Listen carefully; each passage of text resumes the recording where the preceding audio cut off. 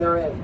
That's something that we don't experience, and it's something the white privilege has been one of the reasons why we have this kind of oppression of people of color, people of lower income, homeless, and everyone else. One thing we have to consider, and I have to be really honest about this, I think the police departments throughout the country, not just in Baltimore, but throughout the country, they are the greatest threat to civil society that we have today. And I think what we need to do is demilitarize the police. They need to stay in their barracks and only called out when needed. We do not need to patrol the neighborhoods unless they are called for. We need to have the people take back the streets and take it away from the police and their military. Thank you.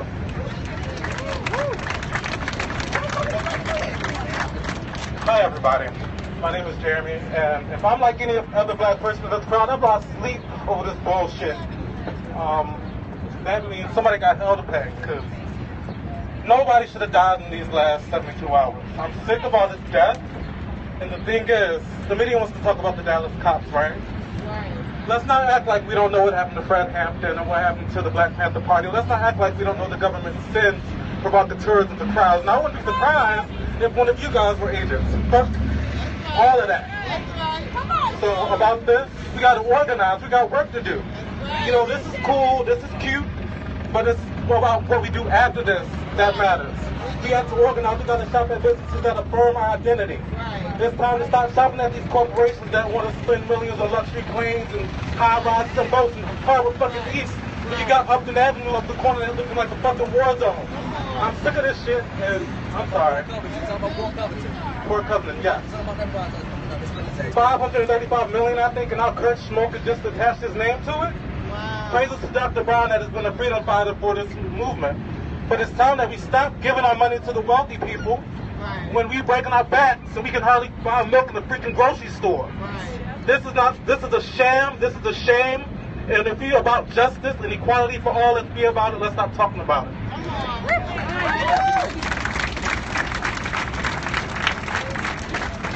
Hi, my name is Renee Washington. All right, Lord. I've been here before. I was here 16 years ago when my fiance got killed by the police. He didn't have a gun. He wasn't even armed. He was black. He had his own business. And that's when Zero Tolerance came in Baltimore City, where you can go in our neighborhood and do what you want. But you know what's the strangest thing about every time when there's a black person that get killed, the first thing they do is go back and look at your record. What do your record have to do with you taking a gun, killing us, or taking your fist and beating us? Us as parents, the state took our right away from us as the first disciplining our children. So what gives you the right to do something us as parents? Something is wrong with that. Because if I walk down the street, I don't look right to you, you have the right to take my life. If I say something to you because you said something to me, you don't want to respect me, but yet you want me to respect you. Well, then you need to respect us as parents so we can raise our own children. Because if we raise our own children, it won't be all this mess out here today. We will be able to keep our children safe away from police. Because I remember a time when we had our own neighborhood. And when you walk through there, I can go right to my neighbor and ask my neighbor for a cup of coffee. My neighbor can see my child doing something wrong, and they had a right to discipline them. Because guess what? I wasn't afraid that they was going to hurt my child, but they was going to sit there and keep them on the right page. My fiance, when he died, he had 5 children. We went to court. We did the court system. We had a jury trial. You know what the judge said? Justifiable. The judge said, I don't think they meant to kill him. They just went too far. Well, guess what? They had 5 children without a father because she felt they didn't mean to kill him. And then it was, oh, he was homeless. Well, he was a mechanic. But even if he was holy, what gives you the right to take their life? No one has the right to take anybody's life.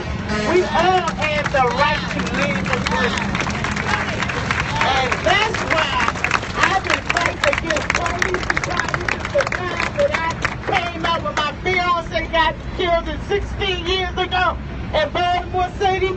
Still no justice. But guess what? I'm going to keep on walking and fighting, and one day we all going to get justice.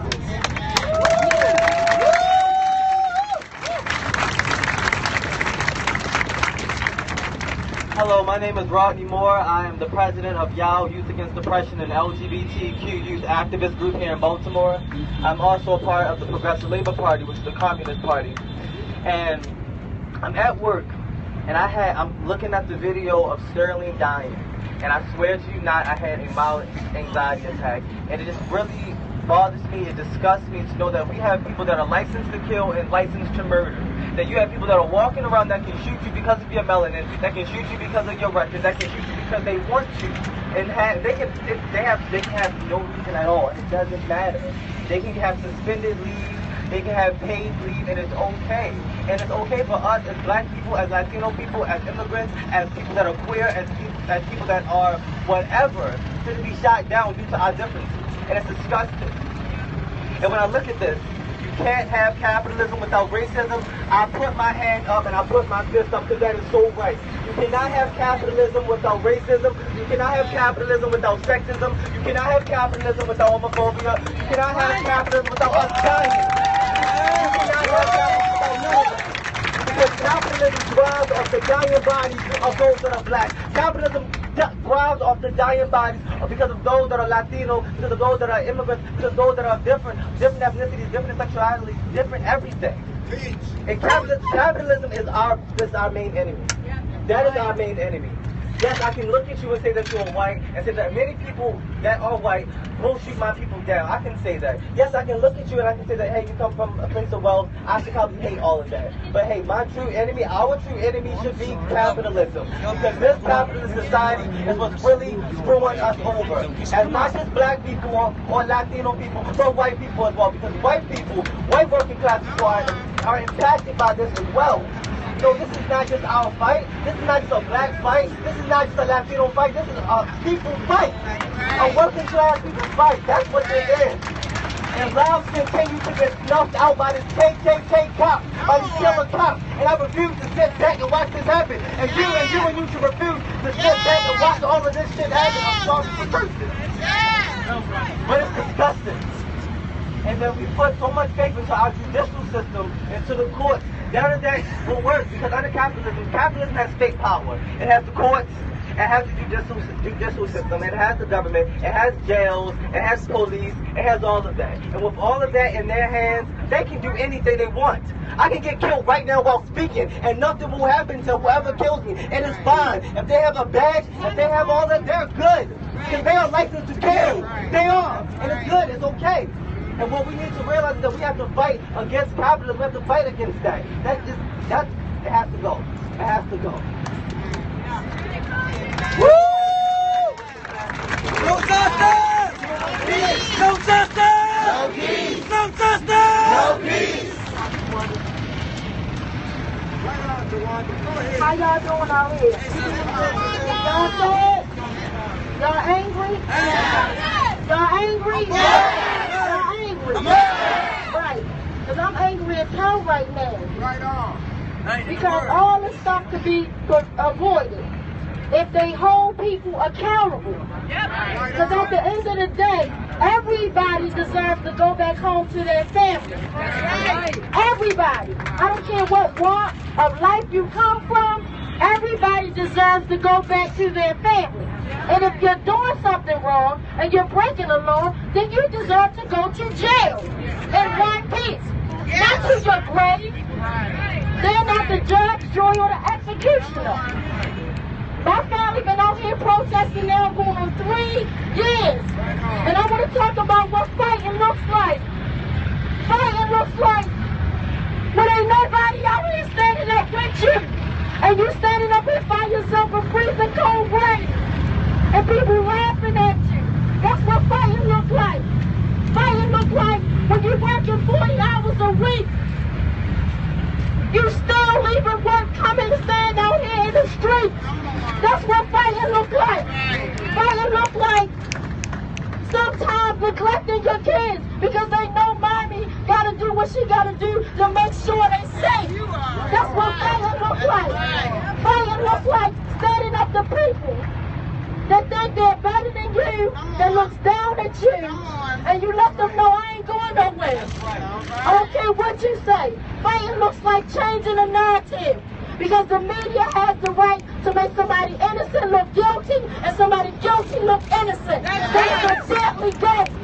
The fighting looks like you stand committed, no matter what it takes, no matter when it looks like you're not going to get anywhere. No matter when the medical examiner's office is lying there behind parts off.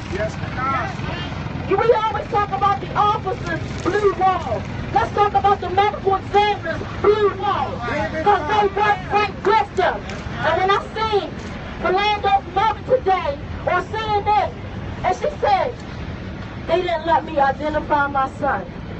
What way is a better way for your mother to identify the baby? They said they're going to run their fingerprints. That's the same foolishness they told my family. My brother's body was hid for 5 days. The funeral home wasn't allowed to go and pick my brother up. No family should have to unearth their loved one to get answers that's supposed to be told from day one. That's what fighting looks like. Fighting looks like everybody, loving everybody like you love yourself. No matter what their race, sex is. I see people as human beings. This is about humanity.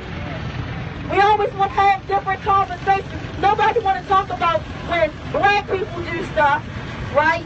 They want to call us thugs and animals. And black leaders and all this fool, not black leaders, but they want to say the Black Lives Matter are thugs and all this stuff, right? But when a white person does something, then they want to have this delicate conversation of mental health issues, right? Let's talk about it, right?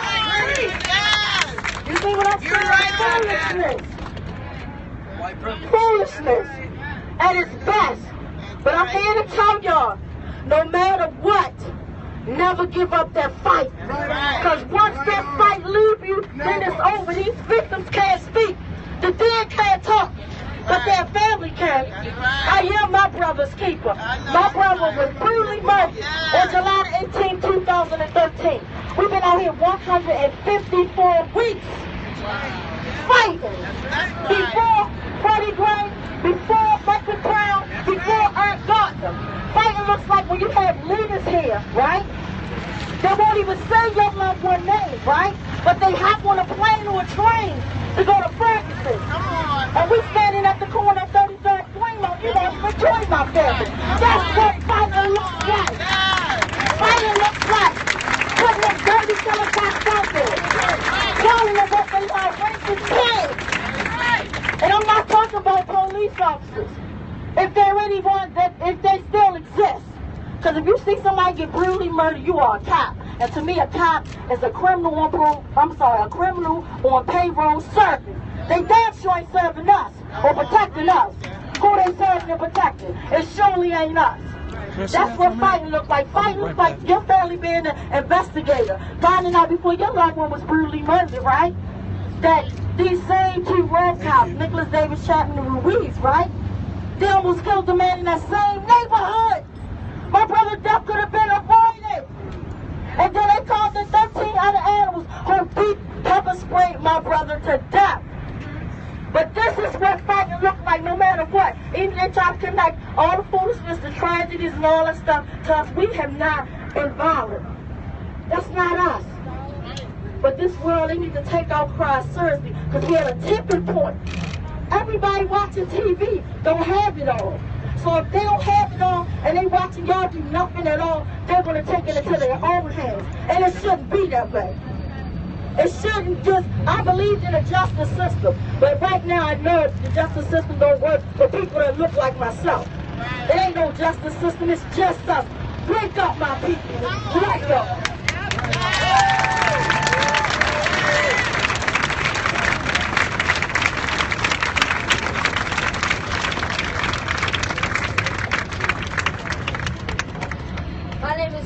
Willis Bush Jr. I'm here because I'm sick. People are being sick and tired. I'm getting sick and tired because white people get beaten down by police and they're getting killed. Be like Michael Freddie Gray got killed around my neighborhood, and I had to stand up and say something about it because other people just talk about this stuff that happened on TV.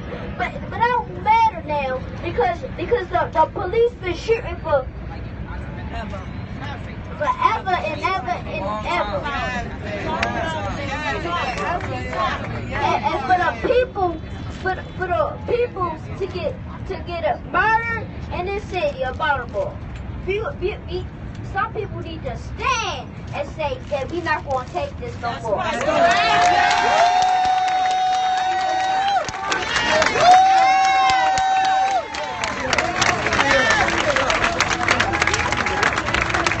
Peace, family. Peace, family. I need for each of you to do me a favor.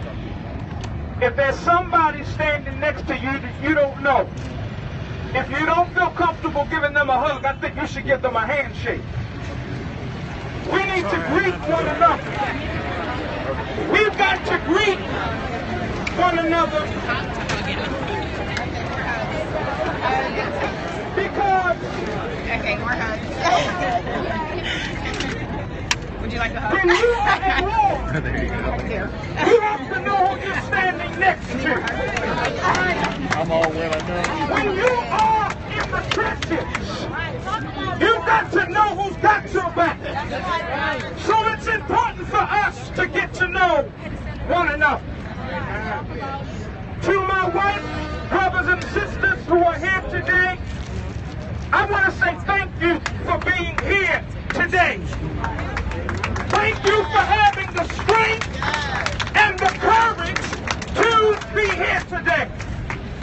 Because see, Dr. King told us that truth, crushed to the ground, will rise again. And one of the things that we know about this particular hour is that we are dealing and living and experiencing an hour of complete and utter racism.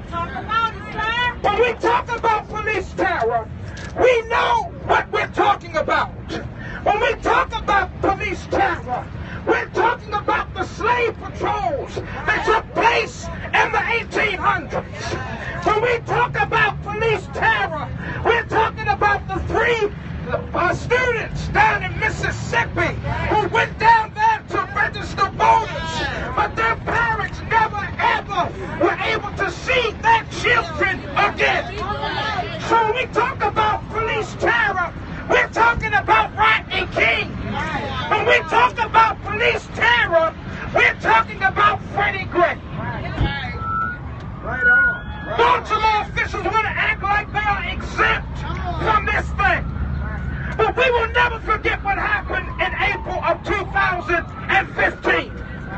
We will never forget that Freddie Gray joined that long list of unarmed African-American men, working-class people who were taken down in the streets with no less care than for an animal. Brothers and sisters, we are indeed at war. And it's important for you to know who you are standing next to in the trenches. Because guess what? We've got to say something that ain't comfortable. We've got to say something that's going to make some folk feel kind of afraid. But see, now it's time to offer your body on the altar of justice. We've got to shut down their banks. We've got to shut down their convention centers. We've got to shut down their harbors. We've got to offer our children on the altar. We offer our bodies on the altar for humanity, for the sake of our children. That's all right. That's all right. None of us are all part of the same organization. But when you leave this place, you've got to go back to the organization that you are a part of.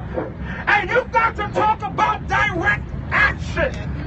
You've got to talk about sit-ins. You've got to talk about